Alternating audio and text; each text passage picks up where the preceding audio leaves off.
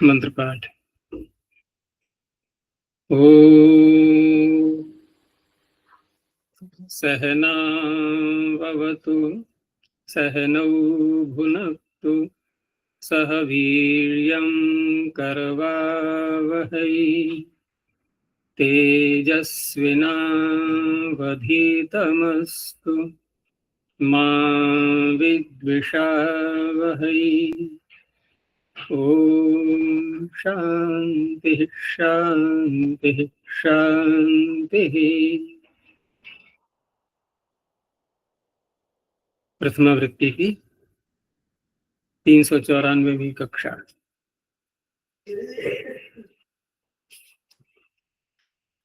छठे अध्याय का दूसरा पाठ प्रारंभ हो चुका था।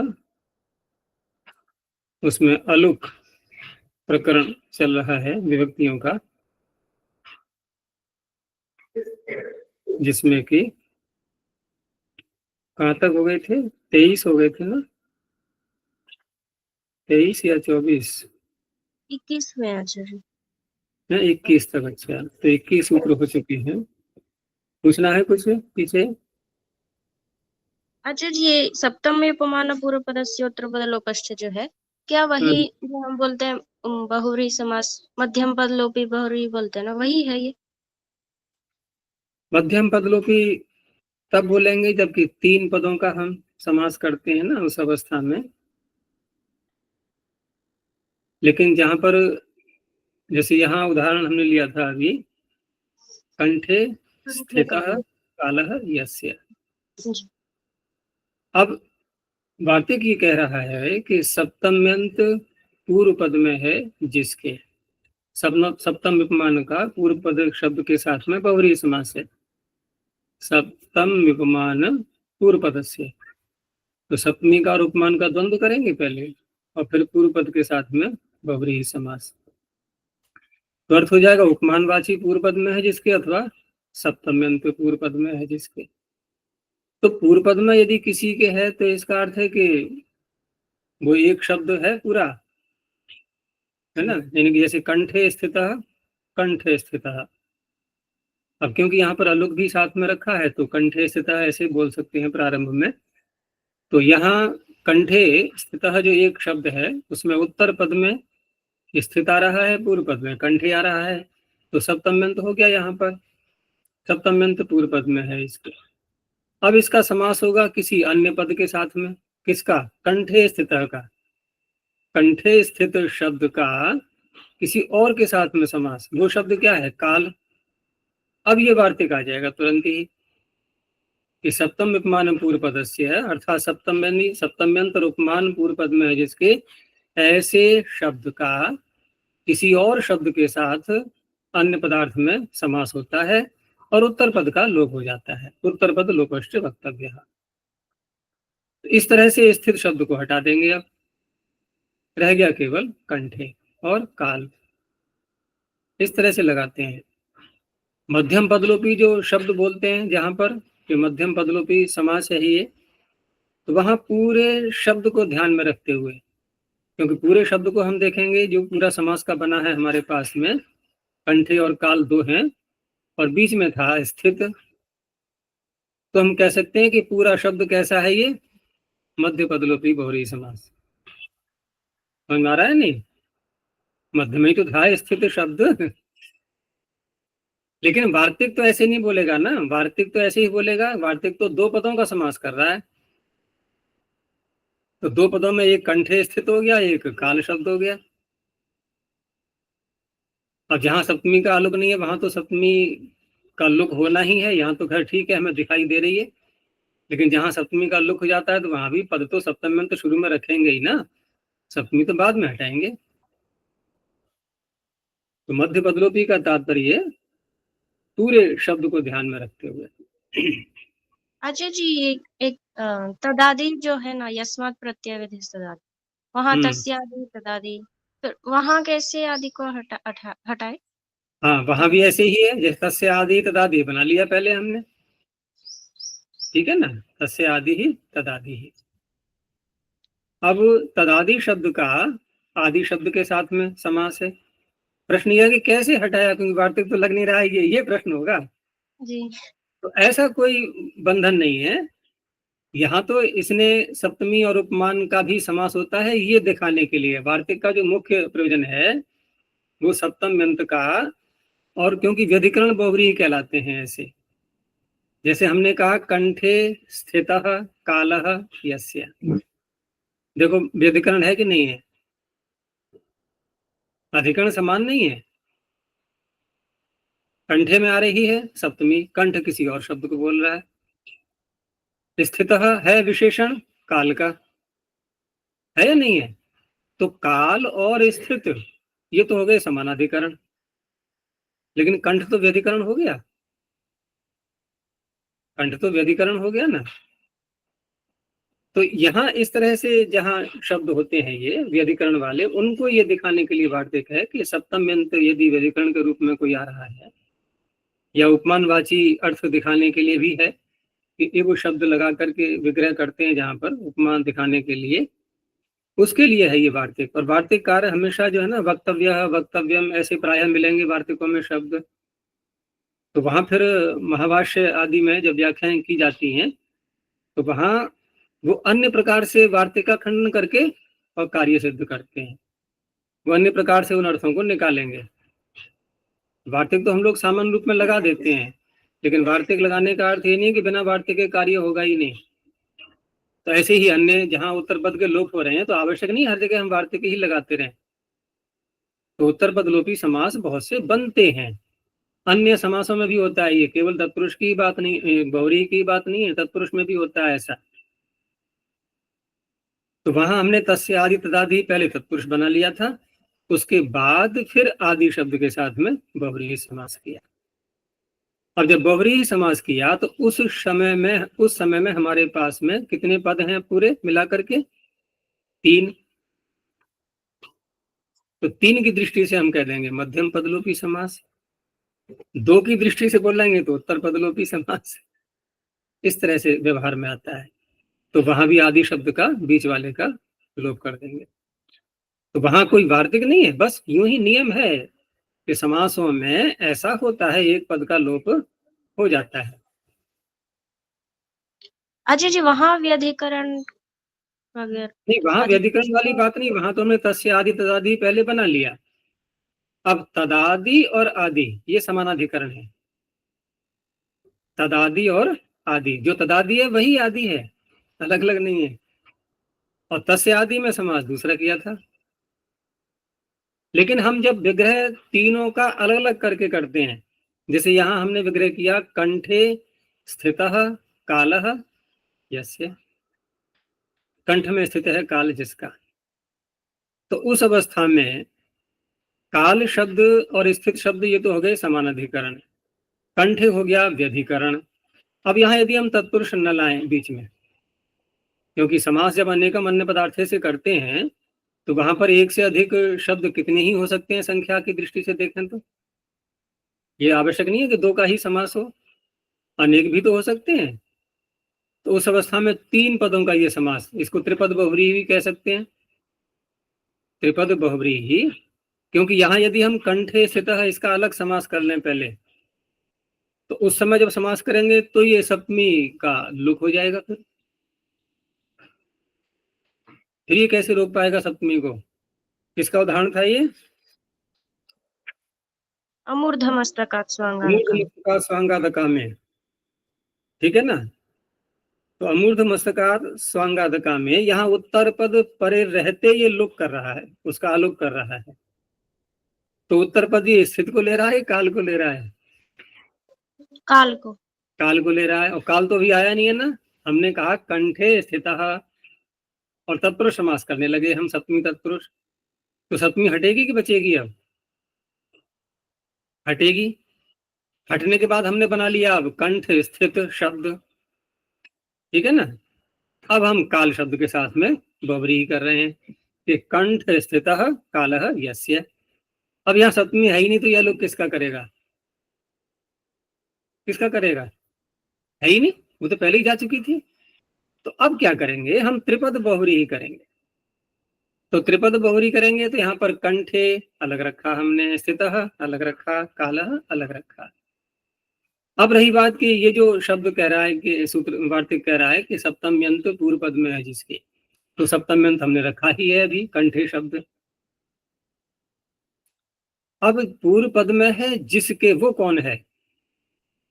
वो तो हो गया कंठे, लेकिन पूरा शब्द बनेगा कंठे स्थित, ये पूरा बनेगा। अब इसका समास करने के लिए एक शब्द और चाहिए फिर, नहीं तो उत्तर पद का लोप कर देंगे तो बचेगा क्या, अगर दो ही रहेंगे तो एक और चाहिए। तो त्रिपद बहुरी ही करते हुए अब यहाँ पर कंठे की दृष्टि से देखेंगे तो उत्तर पद में आ रहा है स्थिर शब्द, पूरे तीनों शब्दों को मिला करके देखेंगे तो मध्य में आ रहा है ये। तो हम एक परिणाम की दृष्टि से कह सकते हैं कि मध्यम पदलोपी बहुव्रीहि समास, और दो को देखेंगे तो उत्तर पदलोपी बहुव्रीहि समास। लेकिन वहां क्या था, वहां तस्य आदि तदादि हमने पहले बना लिया था, वहां हमने पहले बना लिया है, और उसके बाद फिर काल उसके आदि शब्द के साथ में समास कर रहे हैं। वहां दो ही शब्द हैं, तदादि और आदि। अब तदादि में भी दो पद हैं, क्योंकि दोनों के आगे व्यक्तियां आई ही थी प्रारंभ में जब समास किया था षष्ठी तत्पुरुष, तो वहां पहले तत्पुरुष है, उसके बाद बहुरी ही है। तो बहुरी करते समय हमने आदि शब्द का लोप किया है, तो वहां किसी वार्तिक की आवश्यकता नहीं है। ये नियम होता है समासों में कि एक शब्द को हटा सकते हैं, क्योंकि वह अर्थ उस समास के अंतर्गत आ जाता है, इसलिए। अच्छा जी, अब इस सूत्र, अब त्रिपद बहुव्रीहि कर रहे हैं, तो इस सूत्र के अनुसार स्वांग वाची से उत्तर, तो उत्तर पद नहीं है ना, अकाम। देखो स्वांगवाची हो गया कंठ शब्द, सूत्र का अर्थ मात्र इतना है ये कि हलंत और अकारांत, ठीक है, इन शब्दों से उत्तर। लेकिन ये शब्द कैसे हों, तो कहा ये शब्द होने चाहिए स्वांगवाची, ये स्वांगवाची होने चाहिए। तो स्वांगवाची कंठ शब्द तो मिल गया हमें, लेकिन इसके आगे आ रहा है स्थित शब्द। अभी तो स्थित है ना, अभी हटाया नहीं है हमने। और स्थित शब्द जब आ रहा है और परे क्या मांग रहा है, ये उत्तर पद, तो उत्तर पद मांग रहा है परे, तो यहाँ पर परे अगर हम स्थित को ले लेते हैं तो शब्द ऐसा मिल नहीं रहा है। शब्द उपलब्ध हो रहा है कंठे कालः, शब्द ये उपलब्ध हो रहा है हमारे पास में। तो उस अवस्था में ये सूत्र इसके लगने का अवसर कब आएगा, पहले ये देखो। तो प्रारंभ किया हमने यहाँ से कि कंठे स्थितः कालः यस्य, बहुरी समास, त्रिपद बहुरी करने चले हम। त्रिपद बहुरी करने से तो पहले लगेगा वार्तिक, और वार्तिक अपना कार्य क्या करेगा कि वो स्थित शब्द को हटा देगा। अब रह गई स्थिति कंठे और काल की, कंठ नी काल सु। अब इस सप्तम यंत जो पूर्व पद में है यहाँ पर, जो कि हलंत है या अदंत है, जैसा भी लें, अकारांत है, यहाँ पर स्वांगवाची है, और उसके आगे उत्तर पद आ रहा है। अब ये लग जाएगा सूत्र। तो दो चरणों में, पहले उसको लगाएंगे वार्तिक को, फिर इसको लगाएंगे। जब तक वार्तिक नहीं लगेगा, जब तक स्थित शब्द को नहीं हटाएंगे, तब तक ये नहीं लग पाएगा।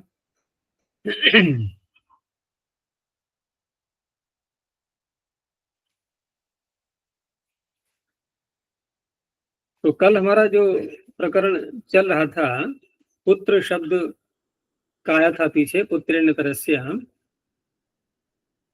अब आगे देखते हैं, षष्ठी का अलोक चल रहा था, ये अलग अलग व्यक्तियों के आए हैं, ये षष्ठी का आलोक चल रहा है, षष्ठ्या पुरुष से। आगे सूत्र है ऋतो विद्यायोनि संबंधेभ्यः, ऋतः पंचमी कुशनान्तम विद्यायोनि संबंधेभ्यः पंचमी बहुवचनान्तम। संबंध दो प्रकार के माने गए हैं व्यवहार में भी, वैसे भी हम द्विज शब्द का प्रयोग करते हैं। तो द्विज जायते जो दो बार उत्पन्न होता है, एक माता पिता से और एक विद्या और आचार्य से। तो विद्या और आचार्य का जो संबंध है वो विद्या संबंध कहलाता है। माता पिता से जो संबंध है वो योनि संबंध है। माता पिता या माता पिता से संबद्ध अन्य, उनसे जुड़े हुए लोग। तो विद्या च योनिश्च विद्या योनि, विद्या योनि कृतः संबंधः, विद्या योनि के द्वारा किया हुआ जो संबंध है। अब यहाँ भी देखो ये जो समास हुआ, विद्या योनि कृतः संबंधः, शब्द बनाया था पहले विद्या योनि द्वंद्व समास करके, तो ये कृत कहाँ से आ गया? क्योंकि बहुव्रीहि समास हो रहा है विद्या योनि का और संबंध का, कृत तो नहीं था बीच में, और न इन्होंने दिखाया है समास करते समय, जैसे पीछे बात चल रही थी अभी कंठे स्थितः कालः वाला, तो ठीक ऐसा ही यहाँ भी प्रसंग आ रहा है, ये स्थित ये कृत शब्द बीच में और आ गया। तो इसको भी हम दो तरह से ले सकते हैं कि कभी कभी समास में छिपे हुए अर्थ को खोलने के लिए एक अतिरिक्त शब्द लाते हैं, या फिर वास्तव में ही वो शब्द रख करके उसका लोप भी करते हैं, दोनों प्रक्रियाएं चलती हैं। तो यहाँ पर भी जब कृत शब्द लाया जाएगा तो पहली बात तो ये कि विद्या योनि के आगे जब कृत आएगा तो कुछ संबंध तो आपस में होगा इन दोनों शब्दों का, विद्या योनि का और कृत का। तो क्या संबंध होगा, कैसे इनको बोला जाएगा? विद्या योनिभ्याम कृतः, अगर हम इतरित द्वंद्व मानते हैं, समाहार द्वंद्व मानते हैं, तो विद्या योनिना कृतः, ऐसे बोल सकते हैं। इसका तात्पर्य कि यहाँ भी एक समास हुआ, फिर तृतीय तत्पुरुष कह लो, ये भी समास हुआ नहीं है, तभी तो आपस में जुड़ेंगे शब्द, ये इन्होंने जोड़ दिए विद्या योनि कृतः संबंध। तो अब यहाँ जो बहुव्रीहि समास कर रहे हैं, यहाँ भी हम उत्तर पद का लोप कर सकते हैं कृत शब्द का, और किया ही है, तब ये बना विद्या योनि संबंध। और अगर हम यूं मानते हैं कि चलो अर्थ को दिखाने के लिए हमने कृत बोल दिया है एक अध्याहार करके बीच में, तो फिर हम ऐसे बोलेंगे पूरा अलग अलग करके, विद्या योनिभ्याम कृतः संबंधः येषाम, ठीक है ना, ते विद्या योनि संबंधः। अब यहाँ पर हमें ये नहीं कहना पड़ेगा कि ये उत्तर पद का लोप हुआ है, क्योंकि वो तो हम अर्थ को दिखाने के लिए लाए थे, अर्थ को दिखाने के लिए भी कुछ शब्द लाए जाते हैं, यूं ही बाद में उनका प्रयोग हट जाता है। तो प्रक्रिया की दृष्टि से देखें तो लोप करके भी कह सकते हैं और यूं भी हटा सकते हैं, क्योंकि मिला करके बोल रहे हैं ये तो समास करके बोला गया है, तब तो हमें उत्तर पद का लोप करना होगा।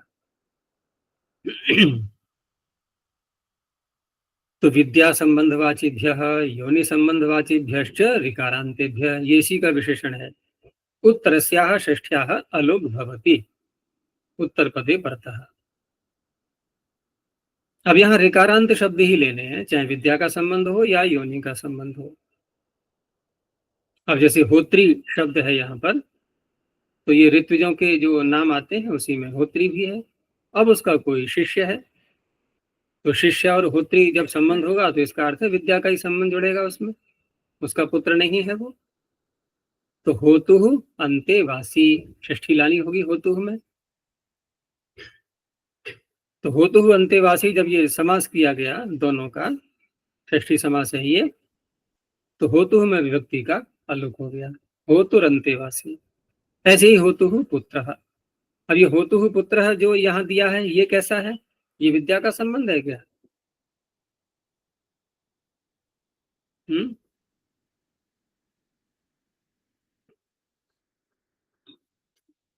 हो यहाँ भी नहीं है। शिष्य को पुत्र कह सकते हैं ना? हाँ हाँ, शिष्य को भी कह सकते हैं, मैं देख रहा हूँ कि इसको किसी और रूप में किसी ने लिया है क्या। होतुरंतेवासी होतुः पुत्रः,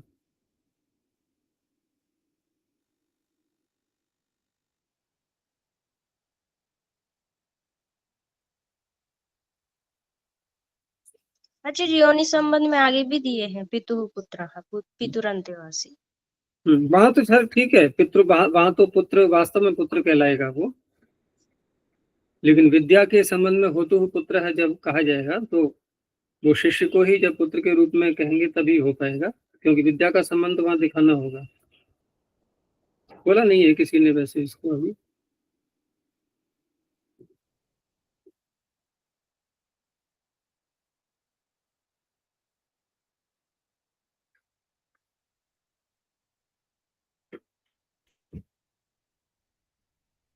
जिन्होंने हिंदी में दिया यहाँ होता का शिष्य, तो ये विद्या का संबंध हो गया, और पिता का पुत्र ये योनिकृत संबंध हो गया।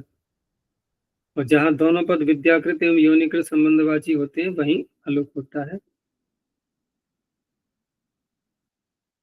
उदाहरणों में उत्तर पद भी विद्या योनि संबंधवाची है।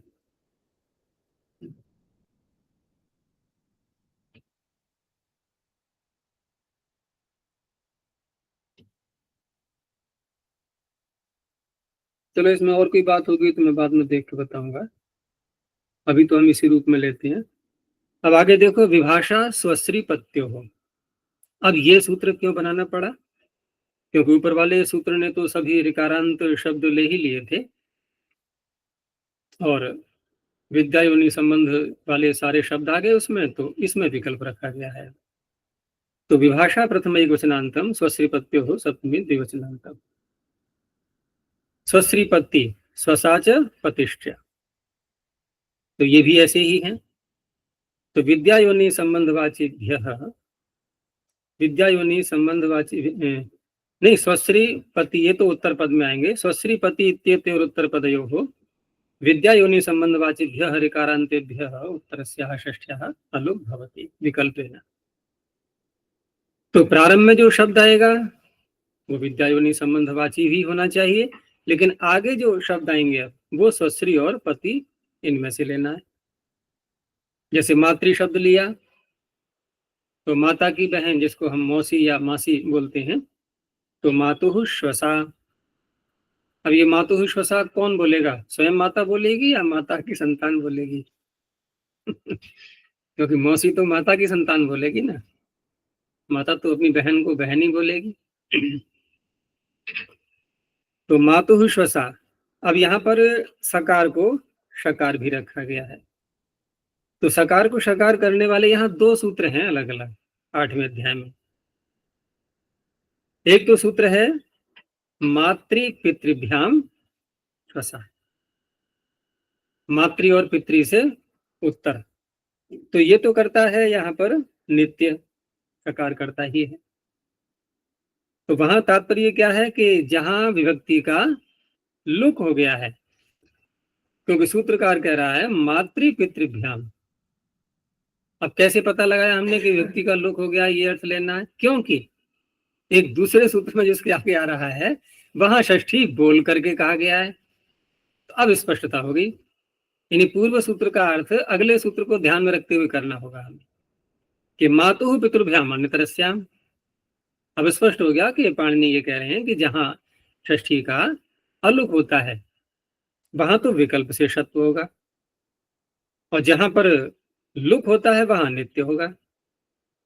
तो मातुः श्वसा मातुः स्वसा, ये अलुक पक्ष के हो गए दोनों, और लुक पक्ष में मातृश्वसा।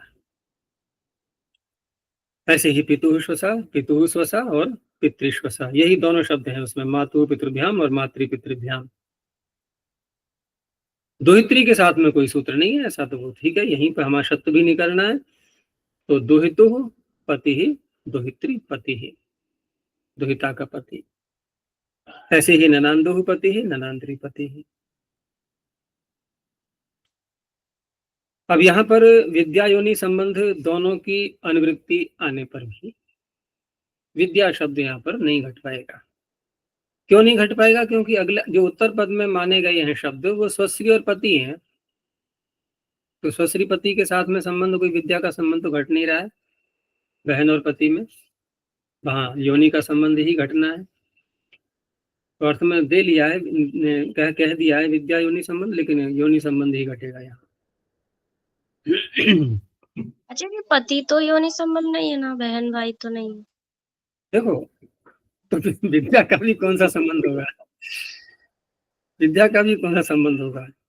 एक थोड़ा सा वैसे पकड़ेंगे कि दोहित्री के साथ में संबंध था, ठीक है ना। ये शब्द बोल कौन रहा है पहले ये देखो, हम बोलने वाले की दृष्टि से देखेंगे। ये दोहित्री पति कौन बोल रहा है? बेटी चरण करने वाला कौन है भाई? पिता बोले या माता बोले, है ना। जिस लड़की का पति है उसका माता या पिता, उन्हीं को अधिकार है कि वो दोहित्री पति कह सकते हैं। अब जब वो कह सकते हैं तो उनकी दृष्टि से देखो कि दोहित्री कौन है उनकी, हम वहां से लेंगे परंपरा से, है ना। द्वित्री कौन है उनकी, विद्या संबंध योनि संबंध से ही है। अब उसका पति आ गया, तो इस तरह से। और ये बात हम पीछे भी घटा सकते हैं, तूने अच्छी याद दिला दी। ये बात हम पीछे भी घटा सकते हैं पिछले सूत्र में, कि पिछले सूत्र में जैसे कहा जाए कि होतु पुत्र पे आ जाओ पहले, होतु अंतेवासी में तो कोई बात ही नहीं है, वो तो हम पुत्र मान ही रहे नहीं रहे वहां पर। लेकिन होतु पुत्र में ये प्रश्न उठ सकता है कि होतु पुत्र, होता का पुत्र, ये तो योनि का संबंध हो गया। लेकिन होतु पुत्र कौन बोल रहा है, कोई अन्य व्यक्ति बोल रहा है। अन्य व्यक्ति बोल रहा है किसी को होता, ठीक है ना। अब ये जो किसी को होता बोल रहा है, तो या तो उसे अध्ययन किया है उसने, या कोई संबंध है, कोई वार्तालाप हुआ है, कोई चर्चाएं हुई हैं किसी विद्या के विषय में। होता से संबद्ध जो विद्या है उसके विषय में कोई चर्चा आदि हुई है, और उसकी दृष्टि से कहें तो विद्या का संबंध हुआ उसके साथ में होता का। उसके पुत्र को बताया जा रहा है। ऐसी अब योनि वाले में ले लो कि पितुहु अंतेवासी, पितुहु पुत्र में तो शंका नहीं उठेगी।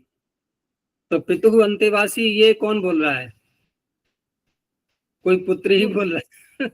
कोई पुत्र बोल रहा है, उसकी दृष्टि से वो पिता है ही, वो योनि का संबंध हो गया, उसका शिष्य बताया जा रहा है। आचार्य लेकिन होतु पुत्र है, यहाँ होता से जो पढ़ा नहीं है और उसको होता कह रहा है कोई अन्य व्यक्ति। नहीं पढ़ा है होता से, ठीक है, तो जानता कैसे है कि होता है ये। हाँ तो जानने मात्र से संबंध है। उसको पता कैसे लगा कि होता है ये, जानता है तभी तो बोल पा रहा है। भाई किसी ने बताया है, तो जिसने बताया उसका कोई संबंध रहा होगा, कोई चर्चाएं ऐसी हुई होंगी विद्या के विषय में। जानने मात्र से नहीं ना आचार्य, संबंध भी होना चाहिए ना। आपको भी आचार्य कहते हुए वहां संबंध जानने से ही, आचार्य कहाँ गए। संबंध बिना जाने नहीं होता है, जानने से ही संबंध होता है। बिना जाने संबंध जुड़ जाएगा किसी के साथ में, कि हमने न कभी देखा है, न कभी बात की है, न हम उन्हें जानते और हमारा संबंध है उनसे, भाई क्या है फिर। कभी कोई जीवन में संपर्क नहीं हुआ, किसी के द्वारा सुना भी नहीं कि हमारा संबंध है उनसे, ऐसे नहीं होता ना। बिना जाने संबंध नहीं होता है। और फिर उदाहरण ऐसे मिल रहे हैं तो हम उसी रूप में घटाएंगे, क्योंकि सूत्र में तो एक संकेत दे दिया है कि दोनों प्रकार से हो सकता है। चलो आगे देखो, आनंग ऋतो द्वंद्वे। अब यहां तक जो हमने अभी सूत्र पढ़े ये 23, तो अलगुत्तर पदे के जो हमने टुकड़े किए थे, अलुक और उत्तर पदे, तो एक टुकड़ा तो पूरा हो गया। अलुक शब्द यहाँ पर आकर के समाप्त हो गया, अब कोई संबंध नहीं रहा उससे। बहुत संबंध जोड़ लिए विद्या के योनि के, अब संबंध हटा दो उससे। अब रह गया केवल आगे उत्तर पदे, और सूत्र में भी देखो उत्तर पदे बाद में है, उत्तर है ना ये, तो उत्तर वाला चलेगा, अभी पूर्व वाला हट गया। ये जाएगा पाद के अंत तक। अब जो भी कार्य होगा उत्तर में कुछ ना कुछ होना चाहिए। तो आनंग ऋतो द्वंद्वे, आनंग प्रथम क्वचनांतम, ऋतः षष्ठी क्वचनांतम, द्वंद्वे सप्तम क्वचनांतम। ऋतः पीछे भी चला था, है ना, उसको अनुवृत्ति के लेकर के आगे भी बढ़ा सकते थे, लेकिन फिर भी यहाँ अलग बोला गया है, क्योंकि पीछे से बिल्कुल जो है पल्ला झाड़ रहे हैं अभी, कि कोई बात चिपटी न रह जाए पीछे से, सब हटा दिया गया। एक नए स्वरूप में नए सिरे से प्रारंभ कर रहे हैं अब। तो ऋकारांता नाम, विद्या योनि संबंधवाची नाम, ये तो लेना पड़ेगा, मैंने तो अर्थ नहीं बनेगा। तो ऋकारांता नाम विद्या योनि संबंधवाची नाम यो द्वंद्व, जो द्वंद्व समास होगा, तत्र पूर्व पदस्य आनंग आदेशो भवति, उत्तर पदे परतः। यह एक प्रश्न उठ सकता है कि आनंग आदेश कर रहे हैं ये, पाणिनि नित करते हैं, जबकि अंत में करना होता मिच्छ सूत्र से। चलो मान लिया, लेकिन यहां पर आनंग में नकार को हटाएंगे, और ना में जो अ है ये उच्चारण के लिए माना जाएगा फिर, या फिर अनुबंध के रूप में लेते हैं, कोई प्रयोजन तो है नहीं उसका अनुबंध का। और नकार जो बचेगा अंत में, वो नलुपः प्रातिपदिकांत से हट जाएगा, क्योंकि समास करेंगे तो प्रातिपदिक तो बनेगा ही प्रत्येक पद, तो आ ही तो बचा, तो क्या सीधा आदेश नहीं कर सकते? अंतिम अल के स्थान में करना है तो अलवंत से सीधा आदेश हो जाता है। आ का निर्देश नहीं करते हैं पाणिनि का, अष्टन आ विभक्त होता है आ आदेश के रूप में। तो यहां भी आ आदेश कर सकते थे पूर्व पद में, कि ऋकारांतों का जो द्वंद्व है वहां पूर्व पद में आ आदेश हो जाता है, अलवंत से हो जाता है। लेकिन ये शब्द कैसे हैं? ऋकारांत, जिनके स्थान में करना है, तो वहां पूर्ण रपरह लगने लगता है। वो मानता ही नहीं, वो तो रपा करता। फिर उससे बचाने के लिए ये सारा कार्य करना पड़ा। अब उससे बचाने के लिए क्या करना पड़ा कि आगे आगे नकार को जोड़ा। फिर अब दूसरा प्रश्न रहेगा, तो फिर ऐसे ही बोल देते कि आन ऋतो द्वंद्वे, आन आदेश कर देते, ठीक है ना। अब दो बल हो जाते तो अंतिम बल के स्थान पर तो हो नहीं पाता ये,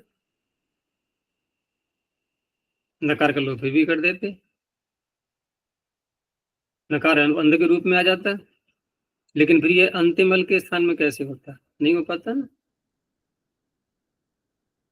नहीं हो पाता तो फिर नाम में अभी जोड़ा गया एक और, लेकिन अ से तो कोई तात्पर्य नहीं है। अब अंतिम अल के स्थान में करने के लिए फिर नकार को लगाना पड़ा इसमें। अब नकार लगाएंगे तो फिर न में अ उच्चारण के लिए लाना होगा, क्योंकि दो व्यंजन एक साथ बोलने में नहीं आते। आन आन ऐसे नहीं हो पाता। तो इस तरह से ये आनंग रखा गया है। तो यहाँ पर विद्या का संबंध, योनि का संबंध उसी प्रकार से लेंगे जैसे होता पोता रहू, तो होत्री और पोत्री दोनों का द्वंद्व समास, और ये विद्या के संबंध से ये नाम बनते हैं होत्री पोत्री। इसको ऐसे भी ले सकते हैं कि ये जो शब्द का प्रवृत्ति निमित्त है, जैसे पीछे हम पितुर अंतेवासी वाली बात में ही शंका कर रहे थे कि वहां कैसे हो गया, तो एक तो समाधान उस तरह से दिया हमने कि जो व्यक्ति बोल रहा है वो पुत्र ही बोल रहा है कि पितुर अंतेवासी, ये मेरे पिता का अंतेवासी है। लेकिन शब्द की प्रवृत्ति का निमित्त देखो कि पिता को पिता क्यों कहा गया है, क्योंकि उसकी कोई संतान है। हो गया संबंध योनि का। होत्री को होत्री क्यों कहा जा रहा है? क्योंकि उसका भी किसी के साथ में विद्या का संबंध है। तो उसी प्रकार से ये सारे जितने भी ऋत्विजवाची शब्द हैं ये सब ऐसे ही हैं। होत्री, पोत्री, नेष्टरी, उद्गात्री, ये सब ऐसे ही शब्द हैं। ये विद्या के संबंध से बनते हैं शब्द, ये योनि के संबंध से नहीं बनेंगे। तो होत्री पोत्री का समास किया गया, प्रारंभ में होत्री वाले शब्द को आनंग आदेश हो गया, नकार का लोप कर देंगे, होता पोतारो। पोतारो में पोत्री के आगे आऊ है, तो पहले तो हम गुण करेंगे, ऋतोंगी सर्वनाम स्थान हो, क्योंकि सप्तमी व्यक्ति नी प्रत्यय वहां भी हो जाता है और सर्वनाम स्थान में भी गुण हो जाता है, तो गुण करके बन गया पोतर। उसके बाद में फिर दीर्घ करने के लिए उपधा को अब त्रिन त्रिच स्वस्त्री, वहां पर ये शब्द पढ़े गए हैं नाम ले लेकर के, स्वस्त्री, नप्त्री, नेष्ट्री, त्वष्ट्री, क्षत्री, होत्री, पोत्री, प्रशास्त्रीणाम। इन सब में रेफ की उपधा को दीर्घ हो गया है। ऐसे ही नेष्ट्री उद्गात्री, नेष्टोद्गाता रहू। यहाँ नेष्ट्री में जब आनंग कर लेंगे नकार का लोप हो जाएगा, तो नेष्टा उद्गाता, तो फिर गुण हो जाएगा, नेष्टोद्गाता रहू। ऐसे ही प्रशास्त्री, प्रतिहर्त्री, ये सब उन्हीं के नाम है जो 16 ऋत्विज होते हैं, उन्हीं में से हैं ये सारे। 6 तो यहीं आ गए, होत्री, पोत्री, नेष्ट्री, उद्गात्री, प्रशास्त्री, प्रतिहर्त्री, 6 तो इसी में आ गए, बचे 12। अब योनि संबंध में तो माता पितरों, मातृपित्री। यहाँ पर दीर्घ क्यों नहीं हुआ? माता पितारो जैसे होता पोतारो में है।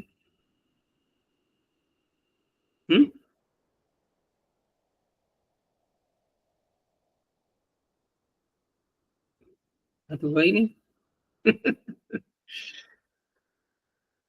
देखो अब त्रिन त्रिच में है, एक तो त्रिन और त्रिच ये अलग से पढ़े, दो ही प्रत्यय होते हैं। जहां त्रि आता है वहां या तो त्रिन होगा या त्रिच होगा। और भी कोई है क्या?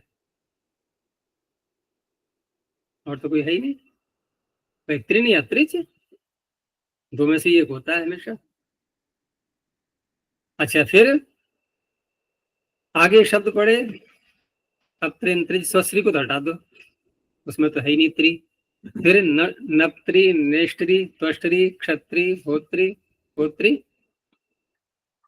प्रशास्त्री, इनमें सब में त्रि नहीं आ रहा है क्या? तो त्रि आ रहा है तो या त्रिन है या त्रिच है।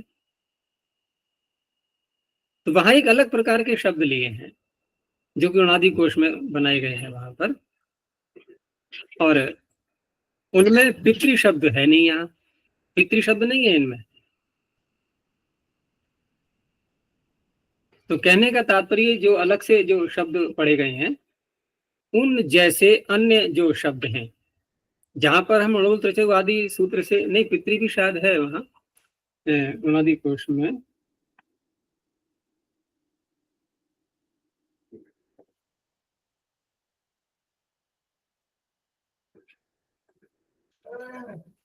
पितृ शब्द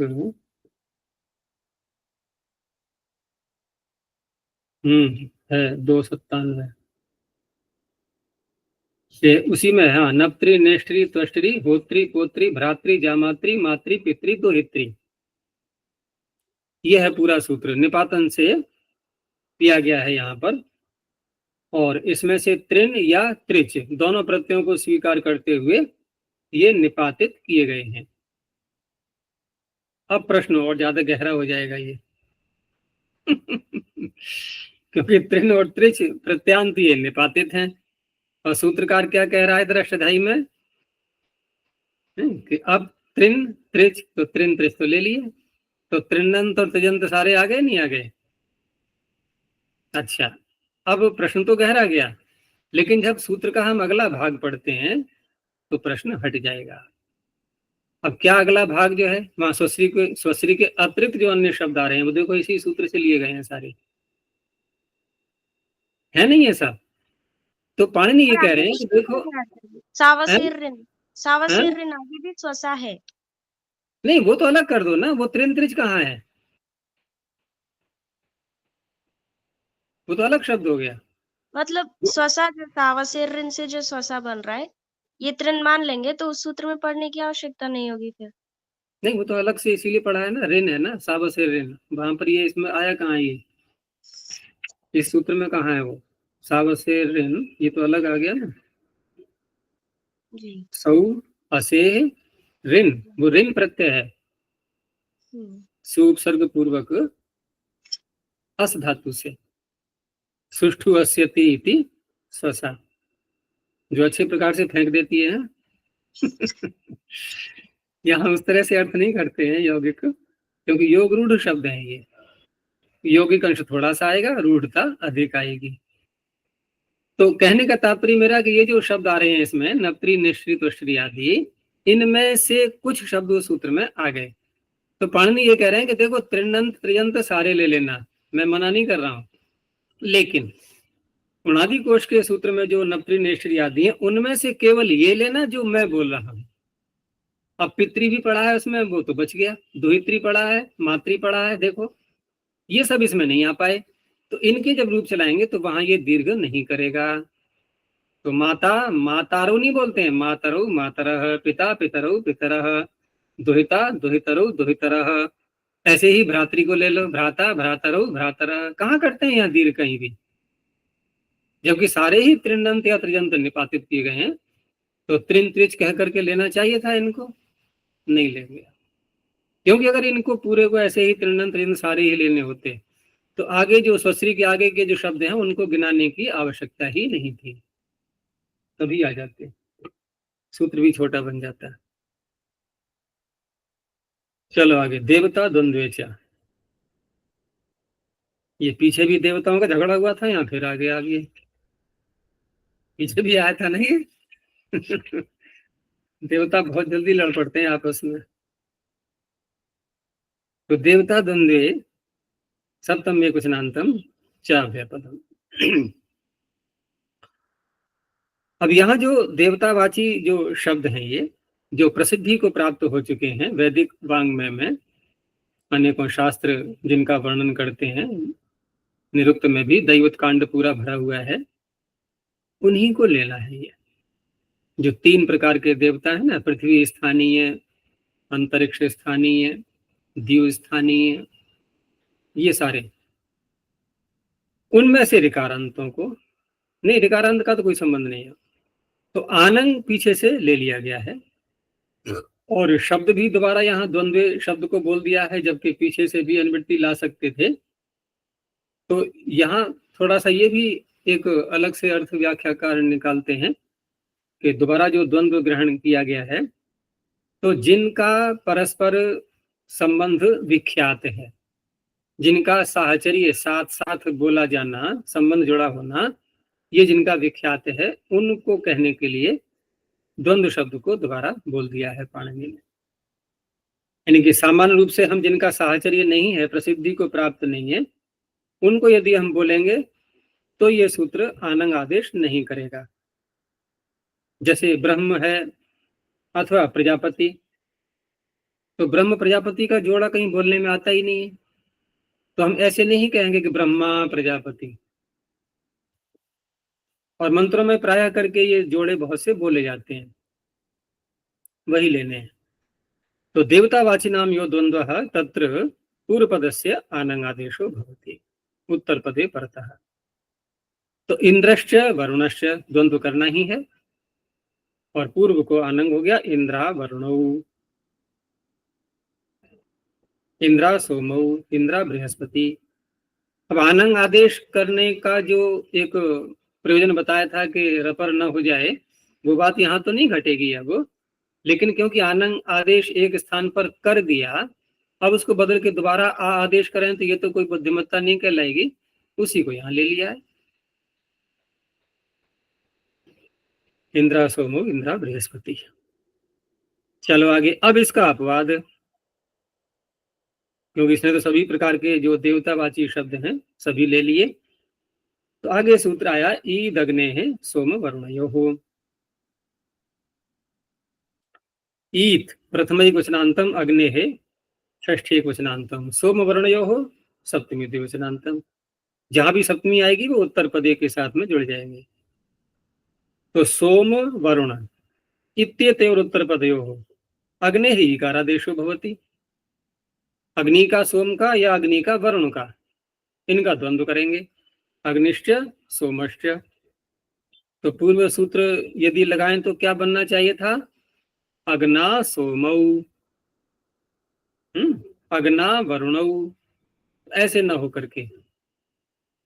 तो आनंग तो हुआ नहीं, बल्कि ईकार और कर दिया, तो ह्रस्वीकार तो था ही, उसी ह्रस्वीकार के स्थान पर दीर्घ ईकार हो गया है। दूसरा, इसमें स को श करने के लिए इसका भी सूत्र अलग से बनाया गया है, जो कि 3 शब्दों के परिणति करता है, अग्ने है स्तुत स्तोम सोमः। तो अग्निष्टुत, अग्निष्टोम शब्द प्रसिद्ध सुना ही होगा, यज्ञ होता है अग्निष्टोम, और ये सोम ये देवतावाची है, तो अग्नि सोमौ यहाँ हो गया। ऐसे ही अग्निश्च वरुणश्च अग्नि वरुणौ। अब इसका भी थोड़ा और अपवाद के रूप में आया शब्द कि इद वृद्धौ, पीछे था ईत और यहाँ है इत, तो इत प्रथमे वचनांतम वृद्धौ सप्तमे वचनांतम। अब ये जो वृद्धौ शब्द है कि वृद्धि परे रहते, ऐसे बोलेंगे तो नहीं घटेगा ये कि वृद्धि उत्तर पदे के साथ जोड़ दें, ऐसे नहीं, क्योंकि वृद्धि एक संज्ञा है, और संज्ञा है वृद्धि, तो इसका अर्थ है कि वृद्धि किसी शब्द में की जाएगी पहले, तब हम उसका ग्रहण कर पाएंगे यहाँ पर। तो इसलिए वृद्धि का अर्थ हो गया कि जिसमें वृद्धि कर दी गई है, ऐसे शब्द के परे रहते, समझ में आ गया? या पूरा जो शब्द बनेगा समास करके, उस समास में वृद्धि कर दी गई हो, और वृद्धि हम जब करते हैं जबकि वो तद्धित कोई प्रत्यय ला करके और तहिते शुचामादे है या कितिच, ये जो सूत्र आते हैं वृद्धि करने वाले, उनके द्वारा वृद्धि करते हैं। वो पूरा प्रकरण वृद्धि का है, जो कि अगले पाद में भी जाता है। फिर वहां उत्तर पद को भी वृद्धि होती है, पूर्व पद को भी होती है, दोनों पदों को भी होती है। वो सारा प्रकरण वृद्धि का है। तो ऐसा वृद्धि जब हो चुका है तब इस सूत्र का विषय बनेगा वो। तो कृत वृद्धौ उत्तर पदे है, उत्तर पदे देवता द्वंद्वे अग्ने एकार आदेशो भवति। वहां पर फिर एकार आदेश होगा, अर्थात पूर्व ईकार का निषेध किया गया है। तो निषेध करें या इत कर दें, बात एक ही है, कोई अंतर नहीं पड़ता उसमें। इकार को इकार ही रखना है। इकार तो पहले से ही था अग्नि में, तो इकार को इकार करने का तात्पर्य ईकार ना हो जाए। जैसे वहां नहीं है समूह नपुंसकात,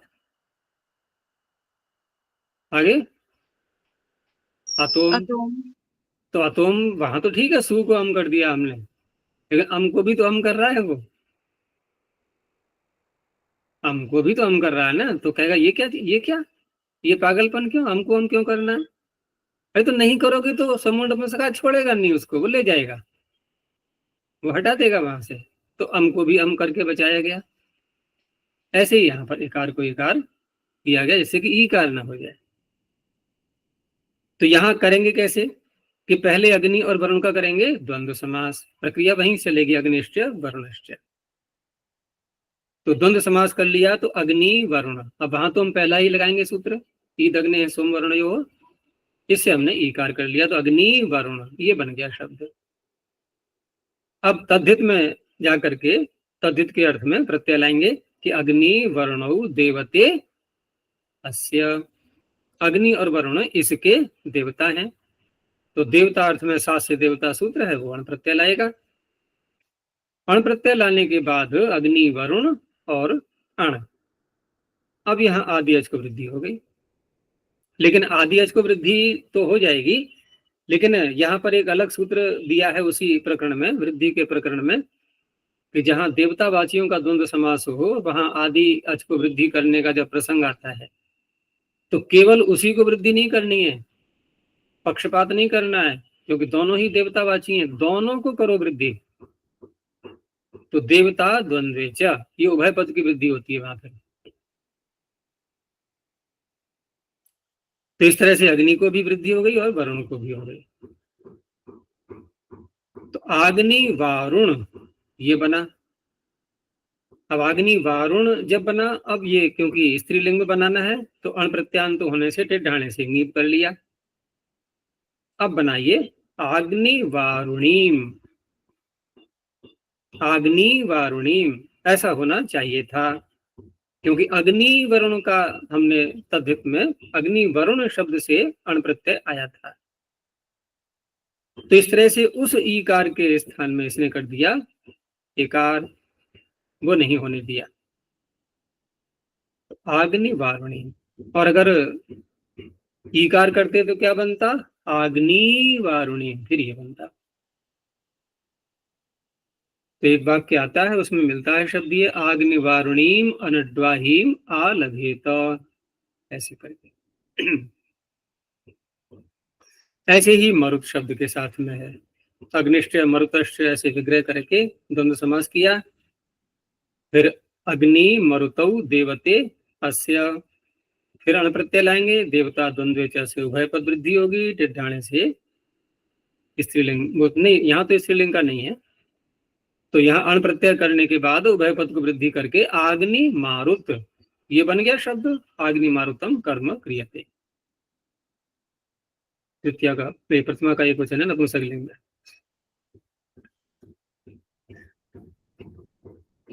अब और शब्द आया आगे, दिव शब्द, इसके लिए अलग सूत्र है, दिवो द्यावा। अब यहाँ भी देवतावाचियों का ही ये सब चल रहा है प्रकरण। तो द्युलोक, ये द्यु भी देवता है। तो दिवः षष्ठे क्वचनांतम द्यावा प्रथम क्वचनांतम है। देवता द्वंद्वे उत्तर पदे दिव इत्येतस्य स्थाने द्यावा आदेशो भवति। अब दिव शब्द का और क्षमा शब्द का इनका द्वंद्व समास किया। तो विग्रह कैसे करेंगे? द्यौश्च, क्योंकि दिव का जब रूप चलाते हैं तो प्रथमा के एक वचन में क्या बनता है? द्यौ। दिव औत, सु पर रहते औ हो जाता है। द्यौः दिवौ दिवः, ऐसे रूप चलते हैं। तो द्यौश्च क्षमा च, क्षमा पृथ्वी को बोलते हैं। तो द्यौश्च क्षमा च। अब फिर अलौकिक विग्रह में शब्द कैसे रखेंगे? दिव सु और क्षमा सु, समास हो गया। अब इसने क्षमा के पर रहते दिव को कर दिया द्यावा आदेश, तो बन गया द्यावा क्षमा। अच्छा जी, क्षमा आकारांत ही है मूल में? वैसे तो जो निघंटु जहां से प्रारंभ होता है, गौ जिमा क्षमा क्षा क्षमा ऐसे करके जो शब्द आते हैं, वहां एक तो है क्षमा, क्षमा और नहीं है, क्षमा है ना, क्षमा, ककार शकार मकार फिर आकार, क्षमा। और क्षमा ये भी उपलब्ध होता है अलग से, तो ये भी ले सकते हैं, क्योंकि यहाँ दिया है, जब निर्देश मिल रहा है तो ये भी उपलब्ध होता है। तो द्यावा क्षमा। ऐसे ही द्यावा भूमि, तो यहां भी विग्रह कैसे करेंगे? द्यौश्च भूमिश्च, तो द्यावा भूमि द्वितीय का एक वचन। और दूसरा यह है कि इसमें इन्होंने द्यावा क्षमा के विषय में यहाँ कुछ निर्देश दिए नहीं है, लेकिन इसमें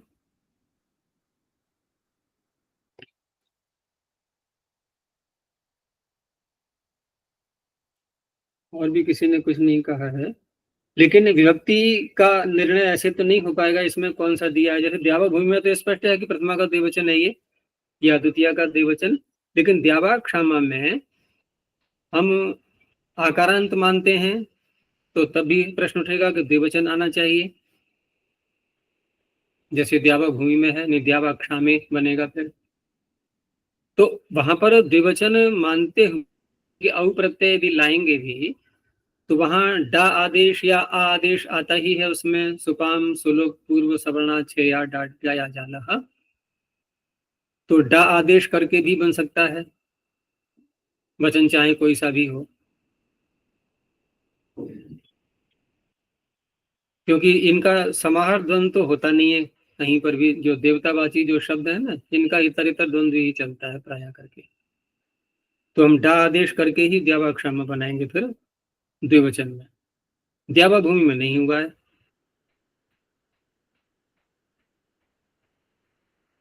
यहाँ इन्होंने कुछ दिखाया नहीं है इसमें कि किस प्रकार से बनाया गया है, तो डा आदेश करके बन जाएगा। अच्छा, अब इसने दिव शब्द को किया द्यावा आदेश, लेकिन आगे जो सूत्र आ रहा है ये थोड़ा सा और उसमें संशोधन कर रहा है कि दिवसश्च पृथिव्याम। दिवो द्यावा में ये नहीं कहा था कि अगला उत्तर पद क्या होगा, इस सूत्र में उत्तर पद का भी बता दिया गया कि ये आएगा तब। तो दिवसः प्रथम एक वचनांतम च व्यपदम पृथिव्याम सप्तम एक वचनांतम, पृथिव्याम उत्तर पदे दिवः दिवस आदेशो भवति। और अभी क्या कहा था? द्यावा। तो कहा कि हम आपकी बात का भी खंडन नहीं कर रहे, हम उसको भी ले लेते हैं, तो च कह करके द्यावा को भी ले लिया। अब यहां पर दो आदेश हो गए, दिव के स्थान पर दिवस और द्यावा। तो आदेश कैसा दिखाई दे रहा है हमें? दिवस। और सूत्र में क्या है जरा, सूत्र में देखो, दिवस है या दिवस, क्या दिख रहा है सूत्र में? अगर दिवस होता तो सूत्र क्या बनता? दिवश्च पृथिव्याम। तो सूत्र में तो अकारांत है, सूत्र में अकारांत है ना, ये षष्ठी का पंचमी का नहीं है दिवस।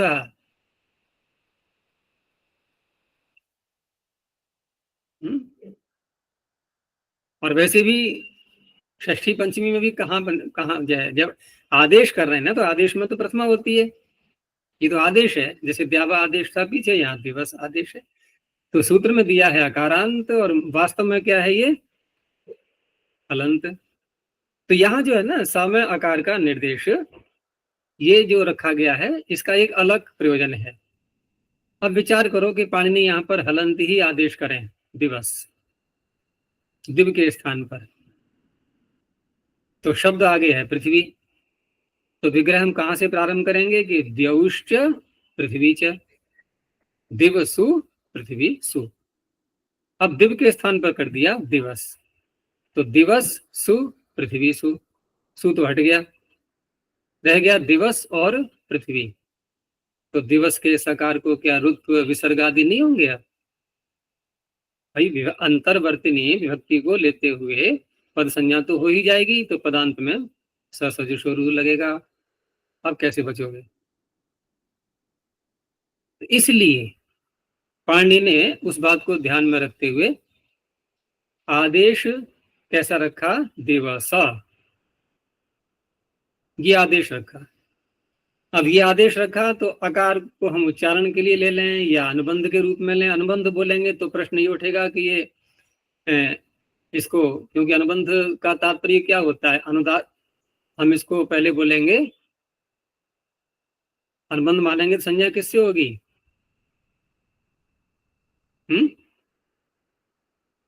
संज्ञा किससे करेंगे? अनुबंध इत संज्ञा किससे करेंगे? उपदेशे अनुनासिक है, अनुनासिक मानना पड़ेगा। चलो ठीक है, मान लिया, कोई बात नहीं। लेकिन प्रयोजन क्या होगा उसका? इस संज्ञा जब की जाती है तो इस संज्ञा का नियम ये होता है, कहीं पर उसको कह करके, हम उसको कह करके कि इसमें अनुनासिक इस संज्ञा हुई है, उसको कह करके कोई कार्य भी तो करें। तो कार्य तो यहाँ कुछ भी नहीं है। तो इस तरह से आकार को उच्चारण के लिए लेते हुए उसको हटा देंगे, बोलते समय उसको हटा दिया, केवल उच्चारण के लिए रखा गया था। अब उच्चारण के लिए रखा गया है तो वहां पर अब ससजुषोरु नहीं लग पाएगा, क्योंकि वास्तव में आदेश था, उपदेशावस्था में आदेश क्या था? दिवस, ये था, वो था ही नहीं, सकारांत था ही नहीं। ऐसे ही दिवस पृथिव्यौ द्यावा पृथिव्यौ। अब यहाँ दो बनाए हुए हैं इन्होंने, क्योंकि एक में दिवस आदेश हुआ, दूसरे में द्यावा हो गया।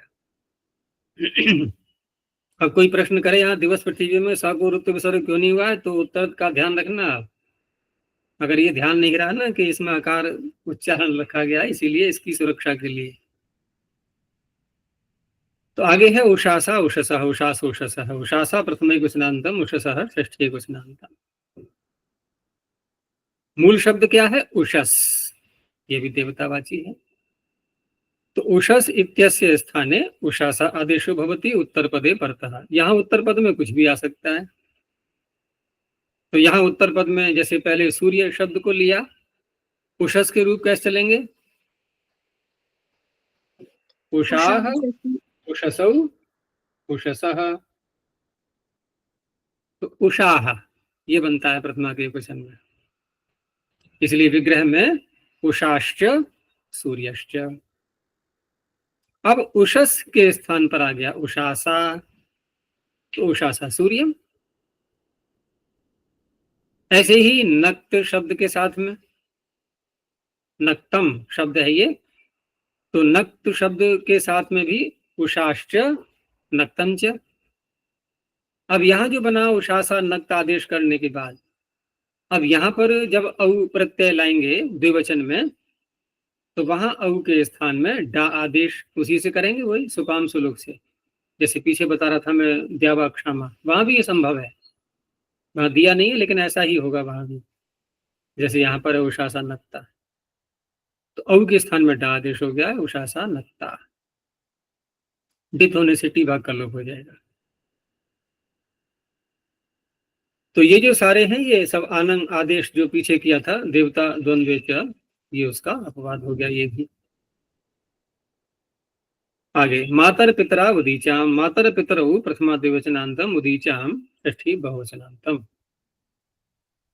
अब ये बना बनाया पढ़ दिया पांडे ने। वो कह रहे हैं कि आप लोग थक गए होगे बनाते बनाते, लो ये काम हम ही कर देते हैं। तो औदीच्य आचार्यों के मत में उदीचाम आचार्याणाम मतेन मातर पितरौ इति निपात्यते। अब क्या लग रहा है यहाँ पर, क्योंकि विग्रह करेंगे माता च पिता च।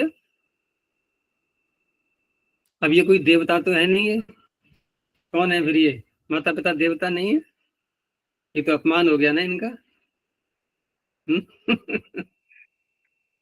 हमारा अस्तित्व तो माता पिता से हुआ और वही देवता नहीं है। तो कोई बात नहीं, ये प्रसिद्ध देवता वाली बात हो रही है, जो कि अंतरिक्ष, द्यू और पृथ्वी स्थानीय होते हैं उनके लिए। तो उदीचाम आचार्याणाम, यानी औदीच्य आचार्य ऐसा मानते हैं, वो सभी के लिए है। एक तो एक सम्मान का नाम, सम्मान की दृष्टि से ले लिया है। तो वहां पर मातृ और पितृ का समास जब करेंगे तो पूर्व जो मातृ शब्द है उसको अरंग आदेश, अरंग। अब यहाँ अरंग जो किया गया है तो मातर, अरंग का अर बचेगा, मातृ का बन गया मातर। अरंग अर, र में अ है, साथ में ध्यान रखना, अरंग किया है अरंग। तो अरंग में अंगाकार को हटाना है केवल, और इंगित होने से अंतिम अल के स्थान में हो ही जाएगा। अब यहाँ वो समाधान मत लाना कि इसमें आनंग में जो आ आदेश न करके आनंग इसलिए किया था कि रपर न हो जाए, लेकिन यहाँ तो रपर करना है, यहाँ रपर करके भी तो बन जाता। तो क्या बनता रपर करके, जरा बताना। मान लो अरंग आदेश न करें, केवल अ करते हैं, अ, जैसे कदादी नाम, तो अ आदेश करेंगे तो रपर हो जाएगा कि नहीं? तो क्या बनेगा फिर? मातर। अब विसर्ग करो फिर, माता पितर बन जाएगा मातर। नहीं। तो यहाँ तो र में अ रखना है हमें, इसलिए अरंग आदेश किया। तो मातर पितरौ, तो मातर पितरौ। अब इसको उल्टा कर दो, तो पितरा मातरा च छंदसी। वेद में ऐसे भी चलता है, पितरा मातरा प्रथमा द्विवचनांतम च व्यपदम छंदसी सप्तम एकवचनांतम। छंदसी विषय पितरा मातरा इति निपात्यते। तो पिता च माता च, वहां क्या विग्रह था? माता च पिता च, दोनों का समान रूप में सम्मान करना है ना। ऐसा नहीं है कि माता को पहले ही लें हमेशा, तो पिता भी नाराज होने लगेंगे, तो उनको भी पहले ले सकते हैं। ऐसे लोक में देखा गया है कि नाम आचार्य वहां नाराज हो जाएंगे ना। सियाराम, सीताराम, राधेश्याम, बहुत नाम का नाम आता है। देवताओं का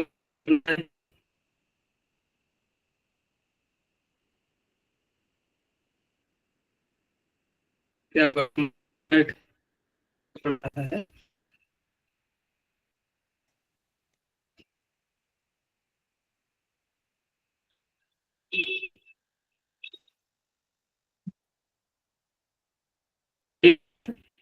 देव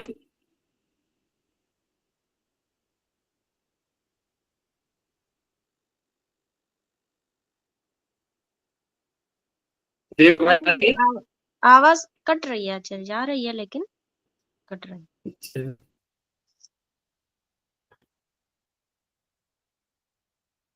तुम्हारा वीडियो क्यों बंद हो गया है?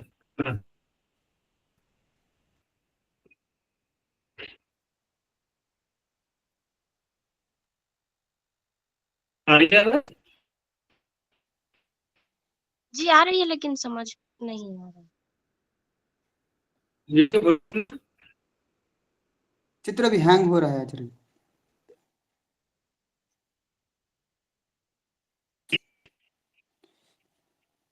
देखो अब ठीक हुआ कुछ?